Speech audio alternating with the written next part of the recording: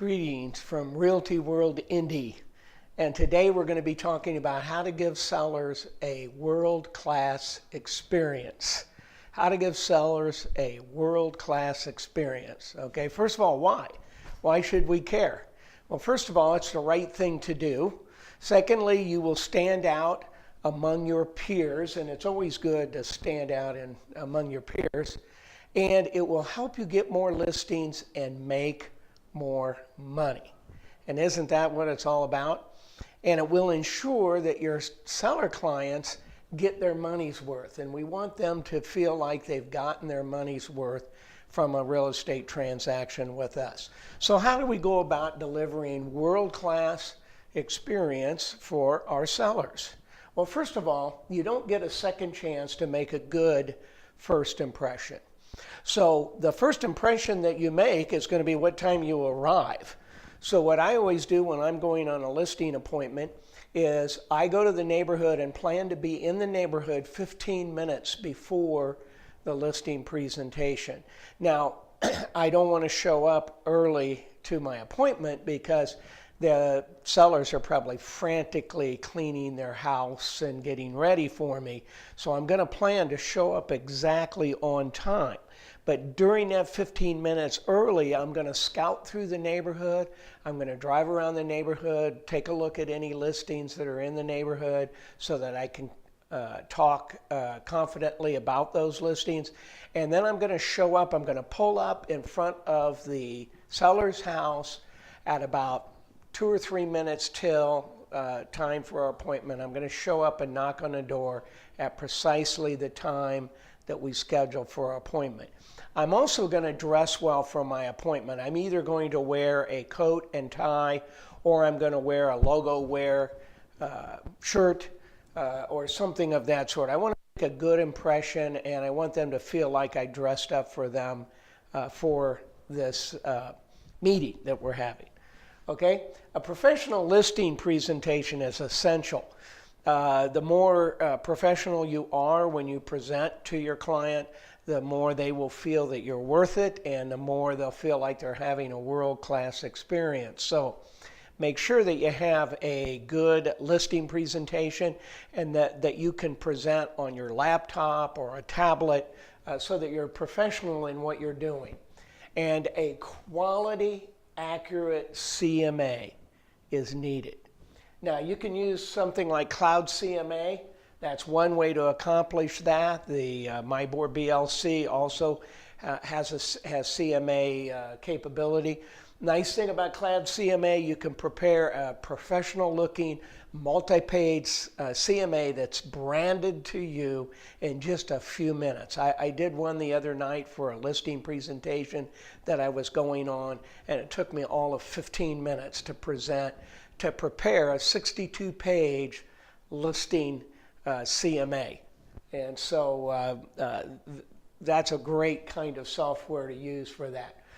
Continuing with how? Produce a seller's net sheet of estimated closing costs. So the seller's going to want to know, what am I going to make selling my house? And so you need to give them an estimate of what their costs are going to be and what they need to know from a financial perspective about selling their house. Also provide the seller with a checklist to help them get their property ready. It's very important that everything be completed on their property. So give them that checklist. There's a number of things that they can do to get ready to get their house or property on the market. And implement a listing checklist in DocuSign DTR if you're using a transaction room, or any other transaction management software can work as well.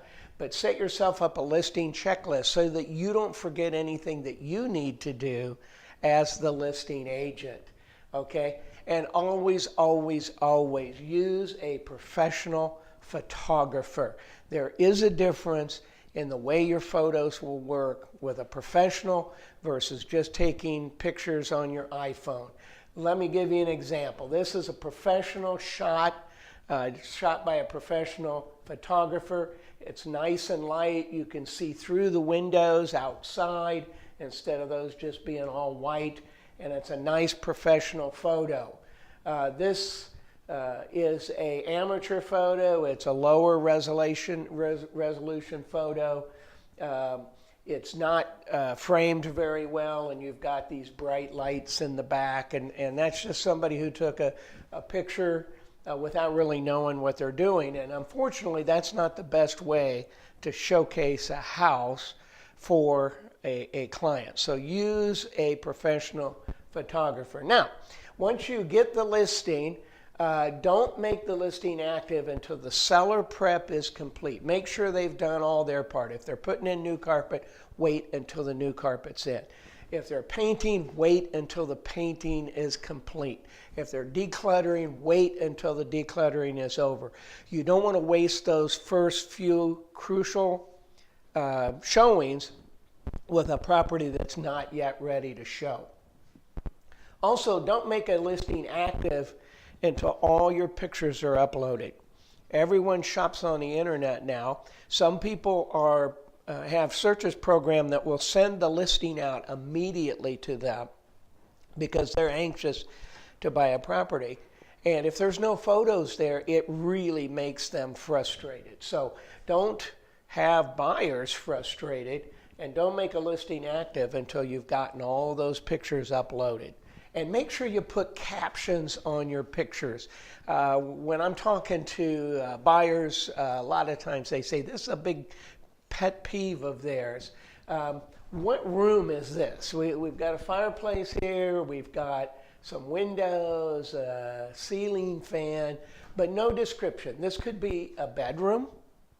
This could be a living room. This could be an office. This could be a dining room. Who knows what it is? There's no caption to tell us what this room is. So always put a caption on your photos. That way people will know what room they're looking at in a picture. And it's particularly important on a house that is vacant. Okay, more about the listing. Prepare a compelling property description.